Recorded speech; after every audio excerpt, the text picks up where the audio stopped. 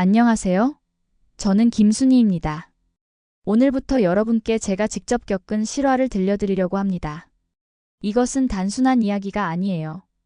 일제강점기에 사할린으로 끌려간 우리 민족의 아픈 역사이자 한 여성이 56년 동안 지켜낸 약속에 관한 이야기입니다. 갓난아기를 고향에 두고 남편을 찾아 사할린으로 떠났던 25살의 저는 단 2년만 있다가 돌아올 줄 알았어요. 하지만 광복이 되어도 전쟁이 끝나도 고향으로 돌아갈 수 없었습니다. 과연 저는 아들 명호와 시어머니에게 했던 약속을 지킬 수 있었을까요? 그리고 56년 만에 고향 땅을 밟았을 때 저를 기다리고 있던 것은 무엇이었을까요? 이 이야기가 많은 분들에게 전해져서 우리가 잊지 말아야 할 역사가 되었으면 좋겠습니다. 여러분의 구독과 좋아요는 이런 소중한 이야기들을 더 많은 사람들에게 전하는 큰 힘이 되어요. 그럼 지금부터 1939년 봄으로 돌아가 보겠습니다. 1939년 봄, 저는 25살이었습니다. 경상남도 하동군의 작은 마을에서 시어머니와 갓 태어난 아들 명호와 함께 살고 있었어요. 남편 태수는 1년 전에 사할린으로 일하러 떠났습니다. 그때만 해도 저는 남편이 금방 돌아올 줄 알았어요. 2년 계약이라고 했으니까요. 하지만 남편에게서 온 편지는 점점 뜸해졌고 소식이 끊어지기 시작했습니다. 어머님, 태수 소식이 없네요. 저는 시어머니께 걱정스러운 마음을 털어놨어요. 순이야, 걱정 마라. 태수가 워낙 성실한 놈이니 열심히 일하느라 편지 쓸 시간이 없는 거겠지. 시어머니는 그렇게 말씀하셨지만 눈가에는 걱정이 가득했습니다. 명호를 돌보며 하루하루를 보내던 어느 날 마을에 또다시 일본인 모집책이 왔어요. 이번에는 가족들도 사할린으로 데려간다고 했습니다. 사할린에 가족이 있는 분들 가족 상봉을 시켜드립니다. 의식주 모두 제공하고 일자리도 마련해드려요. 저는 가슴이 뛰었어요. 드디어 태수를 만날 수 있겠구나 싶었습니다. 1년 동안 얼마나 그리웠는지 몰라요. 하지만 시어머니는 달랐습니다. 순이야, 너 혼자 어떻게 그 먼 곳까지 가느냐? 명호는 어쩌고? 어머님, 명호는 어머님이 돌봐주세요. 제가 가서 태수와 함께 돈을 벌어 빨리 고향으로 돌아오겠습니다. 그날 밤 저는 오랫동안 고민했어요. 갓난아기인 명호를 두고 떠나는 것이 맞는 일일까요? 하지만 남편을 만나고 싶은 마음, 그리고 가족을 위해 돈을 벌고 싶은 마음이 더 컸습니다. 다음 날 아침 저는 시어머니께 무릎을 꿇고 말씀드렸어요. 어머님, 제가 사할린에 가서 태수와 함께 일하겠습니다. 전쟁이 끝나면 꼭 돌아와서 명호와 어머님을 모시겠어요. 약속드립니다. 시어머니는 눈물을 흘리시며 제 손을 잡으셨어요. 순이야, 조심해서 다녀와라. 명호는 내가 목숨 걸고 지킬 테니 걱정 마라. 명호를 품에 안고 마지막 밤을 보냈습니다. 이제 6개월밖에 안 된 작은 아이가 엄마 품에서 잠들어 있었어요. 그 작은 숨소리를 들으며 저는 마음속으로 다짐했습니다. 명호야, 엄마가 아버지 찾으러 다녀올게. 금방 돌아와서 우리 셋이 함께 행복하게 살자꾸나. 출발하는 날 아침 온 마을 사람들이 나왔어요. 저와 함께 떠나는 사람들이 20명 정도 되었습니다. 대부분 남편이나 아버지를 따라가는 여자들이었어요. 시어머니가 명호를 안고 배웅 나오셨어요. 아이는 엄마가 어디로 가는지도 모른 채 해맑게 웃고 있었습니다. 어머님, 제가 꼭 돌아오겠습니다. 명호 잘 부탁드려요. 그때 저는 확신했어요. 길어야 2년이면 돌아올 거라고요. 전쟁도 곧 끝날 것이고 태수와 함께 고향으로 돌아와 명호를 키우며 평범하게 살 거라고요. 하지만 그것은 너무나 순진한 생각이었습니다. 제가 다시 명호를 안게 될 때까지는 56년이라는 긴 세월이 필요했거든요. 부산 항구에서 배에 올랐을 때 저는 고향산을 바라보며 마음속으로 약속했어요. 명호야, 어머님 기다려주세요. 제가 꼭 돌아가겠습니다. 그 약속이 제 인생 전체를 지배하게 될 줄은 그때는 전혀 몰랐습니다. 배에서 내린 순간부터 모든 것이 달랐습니다. 부산에서 출발할 때 보았던 푸른 바다와는 전혀 다른 차가운 바다가 저를 맞이했어요. 사할린의 바람은 여름인데도 칼날처럼 매서웠습니다. 조선인들, 이리 와. 일본인 감독관이 소리쳤어요. 너희들이 묵을 막사다.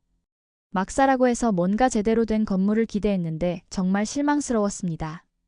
판자로 대충 지은 움막 같은 곳이었어요. 한 방에 20명이 넘는 사람들이 빼곡히 누워야 했어요. 이게 뭡니까? 우리 가족실을 준다고 했는데요. 저와 함께 온 박씨 아주머니가 항의했습니다. 시끄러. 조선년이 뭘 더 바라냐. 몽둥이가 박씨 아주머니의 등을 내리쳤어요. 저는 그 모습을 보며 가슴이 철렁 내려앉았습니다. 무엇보다 충격적인 것은 태수를 찾을 수 없다는 것이었어요. 남편을 만나려고 이 먼 곳까지 왔는데 어디에 있는지 아무도 알려주지 않았습니다. 김태수라는 사람을 찾고 있어요. 제 남편입니다. 저는 일본인 사무원에게 간절히 물어봤어요. 조선인이 몇 명인데 일일이 찾아줄 줄 아느냐? 그냥 일이나 해. 그자는 차갑게 말했습니다. 다음 날부터 일이 시작되었어요. 새벽 4시에 일어나 밤 10시까지 일해야 했습니다. 통조림 공장에서 생선을 손질하는 일이었는데 하루 종일 찬물에 손을 담그고 있으니 손가락이 곧 얼어버릴 것 같았어요. 약속했던 임금도 엉터리였습니다. 기차삭, 배삭, 작업복값, 밥값까지 모두 빚으로 계산되어 실제로 받는 돈은 거의 없었어요. 이건 말이 안 됩니다. 우리를 속였어요. 어떤 아주머니가 소리쳤지만 돌아오는 건 매질 뿐이었습니다. 그렇게 한 달이 지나고 2달이 지나도 태수의 소식은 들을 수 없었어요. 저는 매일 밤 다른 막사의 사람들에게 물어봤지만 아무도 태수를 본 사람이 없었습니다. 혹시 다른 탄광으로 갔을 수도 있어요. 같은 막사에 있던 영자 언니가 위로해줬어요. 사할린이 워낙 넓으니까요. 하지만 저는 점점 불안해졌습니다. 정말 태수가 여기에 있는 걸까요? 혹시 저를 속인 건 아닐까요? 어느 날 밤 저는 몰래 작은 종이에 편지를 썼습니다. 사랑하는 명호와 어머님께. 여기는 생각보다 춥고 일이 힘들어요. 아직 아버지를 찾지 못했지만 걱정하지 마세요. 꼭 찾아서 함께 돌아가겠습니다. 하지만 그 편지는 보낼 수가 없었어요. 우표 살 돈도 없었고 검열 때문에 함부로 편지를 보낼 수도 없었거든요. 석 달째 되던 날 드디어 기적이 일어났습니다. 탄광에서 일하던 조선인 몇 명이 우리 공장으로 왔는데 그 중에 태수가 있었어요. 태수야. 저는 달려가서 남편을 껴안았습니다. 순이야. 너가 왜 여기에? 태수도 깜짝 놀랐어요. 하지만 기쁨보다는 걱정이 앞서는 표정이었습니다. 당신을 찾으러 왔어요. 명호는 어머님이 돌보고 계세요. 저는 눈물을 흘리며 말했어요. 태수는 저를 조용한 곳으로 데려가서 말했습니다. 순이야, 여기는 우리가 생각했던 곳이 아니야. 돈을 벌어서 고향에 간다는 건 꿈 같은 소리야. 그제야 저는 현실을 깨달았어요. 우리는 속은 것이 아니라 끌려온 것이었습니다. 이곳은 돈을 벌러 온 곳이 아니라 강제노동을 하는 곳이었어요. 하지만 저는 포기하지 않았습니다. 그럴 수는 없었거든요. 태수야, 괜찮아요. 우리가 함께 있으면 이겨낼 수 있어요. 명호와 어머님께 한 약속을 꼭 지켜야 해요. 그날 밤 차가운 막사에서 태수와 함께 누워있으며 저는 다짐했습니다. 어떤 일이 있어도 살아남아서 고향으로 돌아가겠다고요. 태수와 재회한 후부터 저희의 진짜 사할린 생활이 시작되었습니다. 1940년이 되자 일본은 전쟁을 본격적으로 시작했고 저희의 삶은 더욱 힘들어졌어요. 태수는 탄광 깊숙한 곳에서 석탄을 캐는 일을 했습니다. 지하 수백 미터 아래로 내려가서 하루 12시간씩 곡괭이를 휘둘러야 했어요. 숯가루가 폐를 파고들어 기침이 멈추지 않았지만 그래도 저희는 버텨냈습니다. 저는 통조림 공장에서 계속 일했어요. 손가락이 찬물 때문에 갈라지고 피가 나도 일을 멈출 수 없었습니다. 하지만 매일 밤 태수와 함께 있을 수 있다는 것만으로도 힘이 났어요. 가장 힘든 것은 명호 생각이었습니다. 제가 떠날 때 겨우 6개월이었던 아이가 이제는 첫 번째 생일을 맞았을 텐데 엄마 품에서 떨어져 있어야 한다는 게 너무 가슴 아팠어요. 순이야, 명호가 벌써 걸음마를 배웠을까? 태수가 어느 날 밤 조용히 물었습니다. 그럼요. 우리 명호가 얼마나 똑똑한데요. 벌써 아빠, 엄마도 할 거예요. 저는 애써 밝게 대답했지만 가슴 한구석이 아렸어요. 1941년 태평양 전쟁이 시작되면서 상황은 더욱 악화되었습니다. 하루 한 끼로 줄어든 식사, 잠잘 시간도 더욱 부족해졌어요. 동료들이 하나둘 쓰러져 갔습니다. 그래도 저희는 포기하지 않았어요. 매일 밤 하늘의 별을 보며 서로에게 힘이 되어 주었습니다. 태수야, 전쟁이 끝나면 우리 꼭 고향에 돌아가요. 명호가 우리를 기다리고 있어요. 그럼 순이야. 명호한테 아빠가 얼마나 멋진 사람인지 보여줘야지. 1942년이 되자 상황은 더욱 절망적이 되었어요. 일본인들은 조선인들을 더욱 혹독하게 다뤘습니다. 조금이라도 반항하면 매질은 기본이고 며칠 동안 밥을 주지 않기도 했어요. 하지만 저희에게는 특별한 희망이 있었습니다. 바로 몰래 한글을 가르치는 일이었어요. 젊은 조선인들 중에는 한글을 제대로 모르는 사람들이 많았거든요. 영수야, 이건 우리나라 글자야. 잊으면 안 돼. 저는 18살 김영수에게 조용히 한글을 가르쳐 주었습니다. 누나, 정말 고마워요. 고향에 돌아가면 이 글로 편지를 쓸 수 있겠네요. 영수의 눈이 반짝였어요. 그런 작은 일들이 저희에게 희망을 주었습니다. 우리가 조선인이라는 것을 잊지 않게 해주었어요. 1943년 어느 날 저희에게 작은 기적이 일어났습니다. 태수가 막사에서 쓰러진 동료를 구해준 덕분에 일본인 감독관이 특별히 편지 한 통을 보내주겠다고 한 거예요. 저는 떨리는 손으로 편지를 썼습니다. 사랑하는 어머님과 명호에게. 저희는 건강하게 지내고 있어요. 명호가 많이 컸을 텐데 엄마가 보고 싶어요. 전쟁이 끝나면 꼭 돌아가겠습니다. 기다려주세요. 그 편지가 정말 고향에 도착했는지는 모르겠지만 쓰는 것만으로도 마음이 따뜻해졌어요. 1944년이 되자 전쟁 상황이 더욱 심각해졌습니다. 하지만 저희는 이상한 소문을 듣기 시작했어요. 일본이 전쟁에서 지고 있다는 이야기였습니다. 정말일까, 태수야? 혹시 우리가 고향에 돌아갈 수 있는 날이 오는 걸까? 그럴 거야, 순이야. 조금만 더 견디자. 우리 명호가 기다리고 있어. 그렇게 저희는 5년간의 긴 터널을 통과했습니다. 절망적인 상황에서도 서로를 의지하며 고향에 대한 희망을 놓지 않았어요. 조선이 해방됐다. 1945년 8월 15일 탄광에 이 소식이 전해졌을 때 저는 꿈을 꾸는 줄 알았어요. 태수와 동료들이 함께 만세를 불렀습니다. 눈물이 쏟아져 나왔어요. 이제 집에 갈 수 있어. 명호야, 어머님. 저는 하늘을 향해 소리쳤습니다. 5년 동안 기다려온 그 순간이었어요. 드디어 고향으로 돌아가서 명호를 안을 수 있겠구나 싶었습니다. 명호가 이제 6살이 되었을 텐데 엄마를 기억하고 있을까요? 순이야, 우리 이제 정말 고향에 갈 수 있어. 태수도 눈물을 흘리며 저를 껴안았어요. 그날 밤 저희 막사는 축제 분위기였습니다. 모든 조선인들이 고향 이야기를 했어요. 누구는 부산으로, 누구는 경성으로, 누구는 평양으로 돌아간다고 했습니다. 저희도 하동으로 돌아가는 계획을 세웠어요.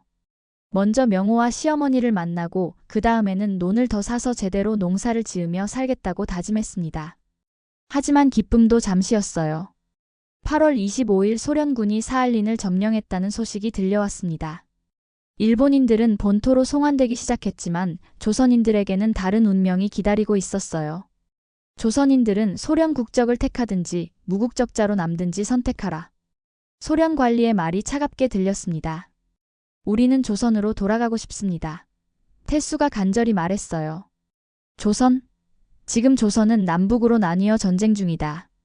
너희가 갈 곳은 없어. 그 말을 듣는 순간 저는 정말 절망했어요.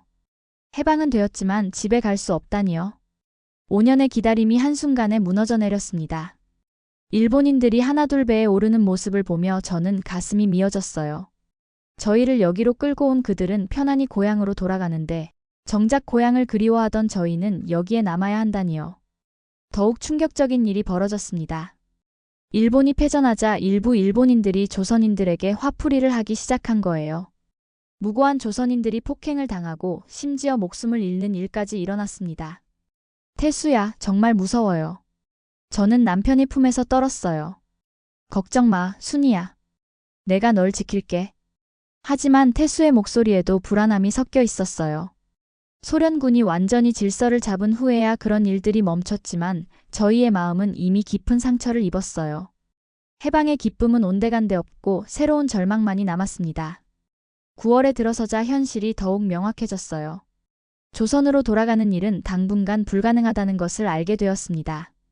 남북이 분단되고 대립하고 있어서 외국인 출입이 통제되었거든요. 저는 매일 밤 명호 생각에 잠을 이룰 수 없었어요. 이제 7살이 된 아이가 엄마를 얼마나 기다리고 있을까요? 시어머니는 건강하실까요? 어느 날 밤 저는 태수에게 말했어요. 여보, 우리가 언제 고향에 갈 수 있을까요? 모르겠어, 순이야. 하지만 포기하면 안 돼. 언젠가는 기회가 올 거야. 하지만 그 언젠가가 얼마나 먼 훗날이 될지 저희는 전혀 알 수 없었어요.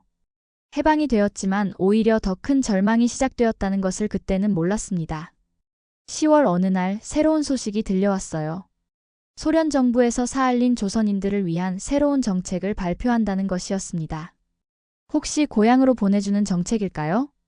저희는 간절한 마음으로 기다렸지만 돌아온 답은 실망스러웠어요. 사할린에서 소련 시민으로 살라는 것이었습니다. 그날 밤 태수는 절망에 빠졌어요.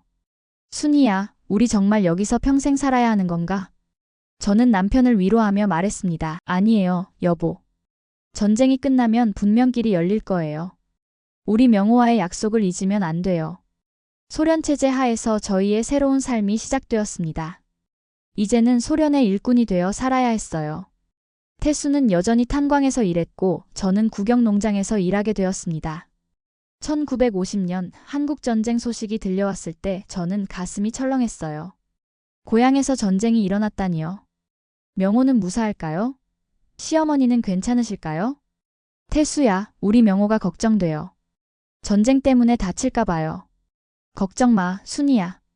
하동은 전쟁터에서 멀리 떨어져 있어. 분명 안전할 거야. 저는 밤마다 고향의 가족들을 위해 기도했습니다. 전쟁이 빨리 끝나기를, 그래서 저희가 고향으로 돌아갈 수 있기를 간절히 바랐어요. 1953년 휴전협정이 맺어졌다는 소식을 들었을 때 저는 다시 희망을 품었습니다. 이제 전쟁이 끝났으니 고향으로 갈 수 있겠구나 싶었어요. 하지만 현실은 달랐습니다. 1955년 저희에게 작은 기적이 찾아왔어요. 둘째 아이를 가지게 된 거예요. 15년 만에 다시 어머니가 되는 것이었습니다. 순이야, 이번에는 딸이었으면 좋겠어. 태수가 기뻐하며 말했어요. 1956년 봄, 딸 영희가 태어났습니다. 작고 예쁜 아이를 안으며 저는 복잡한 감정이 들었어요. 기쁘면서도 마음 한구석이 아팠습니다. 고향에 있는 명호 생각 때문이었어요. 영희야, 너에게는 오빠가 있단다. 언젠가 만나게 될 거야. 아이를 키우면서도 저는 조선말을 잊지 않게 하려고 노력했어요. 집에서는 항상 조선말로 대화했고 영희에게도 한글을 가르쳤습니다. 엄마, 러시아 애들은 이상한 말을 써요. 5살이 된 영희가 말했어요. 그게 아니야, 영희야. 우리가 다른 나라에 살고 있는 거란다. 우리 진짜 고향은 조선이야. 1960년대가 되자 소련 정부에서 국적 문제를 다시 제기했어요.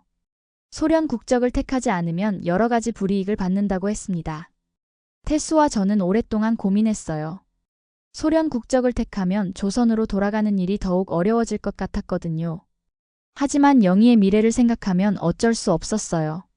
교육도 받아야 하고 취업도 해야 하니까요. 결국 저희는 소련 국적을 선택했습니다. 그날 밤 저는 명호에게 미안한 마음이 들었어요. 엄마가 다른 나라 사람이 되어버렸구나 싶어서요. 1970년 영희가 15살이 되었을 때 저는 그 아이에게 진실을 말해주었습니다. 영희야, 너에게는 고향에 오빠가 있어. 이름은 명호란다. 정말요, 엄마? 그럼 언제 만날 수 있어요? 언젠가는 만날 수 있을 거야. 엄마가 꼭 그렇게 만들어줄게. 1975년 충격적인 소식을 들었어요. 고향에서 온 편지를 받은 조선인이 있다는 것이었습니다. 저도 혹시 명호나 시어머니로부터 편지가 올까봐 기대했지만 아무 소식이 없었어요. 1970년대가 지나면서 저는 점점 현실을 받아들이게 되었습니다. 어쩌면 평생 사할린에서 살아야 할지도 모른다는 생각이 들었어요. 하지만 포기하지는 않았습니다. 1980년이 되어서야 저희에게 희망의 빛이 보이기 시작했어요. 소련과 한국 사이에 교류가 시작될 것 같다는 소문이 돌았거든요. 태수야, 정말 우리가 고향에 갈 수 있는 날이 올까요? 그럴 거야, 순이야. 40년을 기다렸는데 조금만 더 기다리자. 그때까지도 저는 알지 못했어요. 진짜 기회가 오려면 아직도 10년을 더 기다려야 한다는 것을요. 1990년 8월 15일, 27년 만에 사할린에서 광복절 기념행사가 열린다는 소식을 들었을 때 저는 꿈을 꾸는 줄 알았어요. 이제 72살이 된 저에게는 기적 같은 일이었습니다. 가장 감동적인 순간은 모든 사람들이 함께 아리랑을 부를 때였어요. 수백 명의 목소리가 하나가 되어 울려 퍼졌습니다. 아리랑 아리랑 아라리여, 아리랑 고개로 넘어간다. 그 노래를 부르며 저는 고향의 명호를 생각했어요. 이제 51살이 되었을 명호가 저를 기억하고 있을까요? 시어머니는 언제 돌아가셨을까요? 행사가 끝나고 집으로 돌아가는 길에 태수가 말했어요. 순이야, 오늘이 정말 꿈 같았어. 그래요, 여보. 이제 정말 희망이 생긴 것 같아요. 그날 밤 저는 오랜만에 명호와 시어머니 꿈을 꾸었어요. 명호가 어린아이 모습 그대로 물장구를 치고 시어머니가 개울가에서 빨래를 하시는 꿈이었습니다. 꿈에서 깨어나 창밖을 바라보니 밝은 달이 떠 있었어요. 저 달이 고향에서도 똑같이 빛나고 있겠구나 싶었습니다. 1994년 봄, 저에게 꿈같은 소식이 전해졌습니다. 한국과 일본 정부가 사할린 한인 영주귀국 사업에 합의했다는 것이었어요. 76살의 나이에 드디어 기회가 온 거였습니다. 한인회관에 모인 사람들의 표정은 기대와 불안이 섞여 있었어요. 모두가 같은 마음이었을 거예요. 정말 고향에 갈 수 있는 걸까요? 1945년 8월 15일 이전에 사할린에 온 사람들이 대상입니다. 관리가 설명했습니다. 저는 가슴이 뛰었어요. 1939년에 왔으니까 대상이었거든요. 55년 만에 고향으로 돌아갈 수 있는 기회였습니다. 하지만 곧 문제를 깨달았어요. 영희는 1956년에 사할린에서 태어났기 때문에 대상이 아니었습니다. 손자들도 마찬가지였고요. 엄마, 가세요. 고향에 가서 오빠를 찾으세요. 영희가 눈물을 흘리며 말했어요. 어떻게 너희를 두고 혼자 가냐? 저는 괴로웠습니다. 엄마 마음속에는 언제나 고향에 있는 오빠가 있었잖아요. 이제 그분을 찾아가세요. 태수도 같은 생각이었어요. 순이야, 가야 해. 명호를 만나야 해. 하지만 결정하기가 쉽지 않았어요. 영희와 손자들을 두고 떠나는 것이 맞는 일일까요? 벌써 38살이 된 영희지만 여전히 제 딸이었거든요. 그날 밤 저는 오랫동안 잠을 이룰 수 없었어요. 명호에 대한 그리움과 영희에 대한 사랑 사이에서 마음이 찢어지는 것 같았습니다. 일주일 후 저는 결정을 내렸습니다. 명호와의 약속을 지키기로 한 거예요. 55년 전에 했던 그 약속 말이에요. 영희야, 엄마가 간다. 명호를 꼭 찾아야 해. 알겠어요, 엄마. 오빠를 찾으시면 안부 전해주세요. 출발 전날 밤 가족들이 모두 모였어요. 태수도 이제 건강이 많이 안 좋아져서 저를 배웅할 수 없었습니다. 순이야, 명호 만나면 아빠가 보고 싶어 했다고 전해줘. 태수가 떨리는 목소리로 말했어요. 그럴게요, 여보. 당신도 건강 챙기세요. 1994년 10월 드디어 출발하는 날이 왔습니다. 공항에서 영희와 손자들이 배웅을 나왔어요. 할머니, 편지 꼭 보내세요. 비행기에 오르면서 저는 뒤돌아봤어요. 영희가 아이들과 함께 손을 흔들고 있었습니다. 가슴이 미어졌지만 돌아설 수밖에 없었어요. 비행기가 이륙하면서 저는 창밖을 바라봤어요. 55년 동안 살았던 사할린이 점점 작아져 갔습니다. 이제 정말 고향으로 가는 거구나 싶었어요. 한국 땅이 보이기 시작했을 때 저는 가슴이 터질 것 같았어요. 저 아래에 명호가 있을까요? 시어머니는 아직 살아계실까요? 경기도 안산의 고향마을 아파트에 도착했을 때는 이미 해가 뜨고 있었어요. 55년 만에 한국 땅을 밟는 순간이었습니다. 하지만 진짜 고향은 따로 있었어요. 바로 하동이었습니다. 명호와 시어머니가 기다리고 있는 곳 말이에요. 안산의 고향마을에서 한 달을 지낸 후 저는 드디어 진짜 고향인 하동으로 향했습니다. 55년 만에 가는 길이었어요. 가슴이 두근거려서 견딜 수가 없었습니다. 버스에서 내려 마을로 들어서는 순간 저는 깜짝 놀랐어요. 마을이 완전히 바뀌어 있었거든요. 옛날 초가집들은 모두 사라지고 새로운 건물들이 들어서 있었습니다. 옛 집터를 찾아가 봤지만 거기에는 2층 집이 서 있었어요. 저희가 살았던 작은 초가집은 온데간데 없었습니다. 혹시 김태수, 김순희 씨 아세요? 저는 마을 어른들에게 물어봤어요. 한 할아버지가 고개를 갸우뚱하시더니 말씀하셨어요. 아, 그분들 말씀이군요. 순희 씨는 오래전에 돌아가셨고 태수 씨는 사할린에 가서 소식이 없었는데요. 제 심장이 철렁 내려앉았어요. 순희라는 이름을 들으니 혼란스러웠습니다. 저도 순희인데요? 아, 제가 태수 아내 순희입니다. 저는 황급히 설명했어요. 어머, 그럼 당신이 그 순희 씨구나. 할아버지가 놀라셨어요. 모든 사람들이 당신이 죽은 줄 알았어요. 그제야 상황을 이해했어요.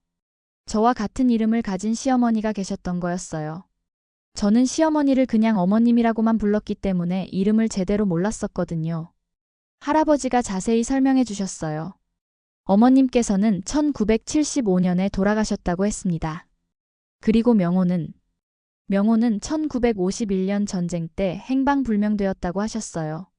그때 13살이었는데 피난 가던 중에 헤어져서 소식을 알 수 없다고 했습니다. 저는 그 자리에서 주저앉고 말았어요. 55년을 기다렸는데 제가 만나고 싶었던 사람들은 모두 세상을 떠났거나 행방불명이 되었다니요. 하지만 할아버지는 더 놀라운 말씀을 해주셨어요. 순희 씨 어머님이 돌아가시기 전까지 매년 8월 15일이면 언덕에 올라가서 며느리가 오기를 기다렸어요. 순희가 광복절에는 꼭 돌아올 거라고 하시면서요. 그 말을 듣는 순간 눈물이 쏟아졌어요. 어머님이 저를 그렇게 기다리고 계셨다니요. 마을 사람의 안내로 시어머니의 무덤을 찾았습니다. 작은 비석에는 김순희 지묘라고 새겨져 있었어요. 정말 저와 같은 이름이셨구나 싶었습니다. 무덤 앞에 무릎을 꿇고 저는 떨리는 목소리로 말했어요. 어머님, 늦었지만 돌아왔습니다. 2년 후에 온다더니 55년이나 걸렸어요. 정말 죄송합니다. 바람이 불어 나뭇잎들이 흩날렸어요. 마치 어머님이 괜찮다, 고생했다고 말씀하시는 것 같았습니다. 저는 품속에서 사할린에서 가져온 작은 돌멩이를 꺼내 무덤 앞에 놓았어요. 55년간 간직했던 고향에 대한 그리움이 마침내 제자리를 찾았습니다. 어머님, 태수는 사할린에서 저를 잘 돌봐줬어요. 딸 영희도 낳아서 잘 키웠고요. 명호를 못 찾은 게 너무 미안해요. 그날 저녁 마을 이장님 댁에서 하룻밤을 보냈어요. 이장님께서 명호에 대해 더 자세히 알아보겠다고 하셨지만 이미 40년도 넘은 일이라 찾기 어려울 거라고 하셨어요. 다음 날 아침 저는 개울가로 가봤어요. 예전에 시어머니가 빨래하시고 명호가 물장 굳히던 그 개울이었습니다. 물은 여전히 맑게 흐르고 있었어요. 그곳에서 저는 마음속으로 다시 한번 약속했어요. 명호야, 엄마가 늦었지만 왔단다. 어디에 있든 건강하게 살아있기를 바란다. 엄마는 약속을 지켰어. 그날 저녁 안산으로 돌아가는 버스에서 저는 처음으로 편안한 마음이 들었어요. 비록 명호를 직접 만나지는 못했지만 어머님께 인사를 드렸고 고향 땅을 밟았으니까요. 사할린에 있는 영희에게 편지를 썼습니다. 영희야, 엄마가 고향에 다녀왔어. 할머니 무덤에 인사드렸고 오빠는 아직 찾지 못했지만 계속 찾아볼 거야. 55년 전의 약속을 드디어 지켰단다. 그 밤 저는 55년 만에 가장 편안한 잠에 들었어요. 꿈속에서 젊은 시어머니와 어린 명호가 저를 반겨주었습니다. 그들은 더 이상 기다리지 않아도 되었어요. 약속은 지켜졌으니까요. 여러분, 지금까지 김순희 할머니의 이야기를 들어주셔서 감사합니다. 이것은 실제로 사할린에서 살아온 수많은 우리 동포들의 이야기입니다. 구독과 좋아요는 이런 소중한 역사를 더 많은 분들에게 전하는 힘이 됩니다. 감사합니다.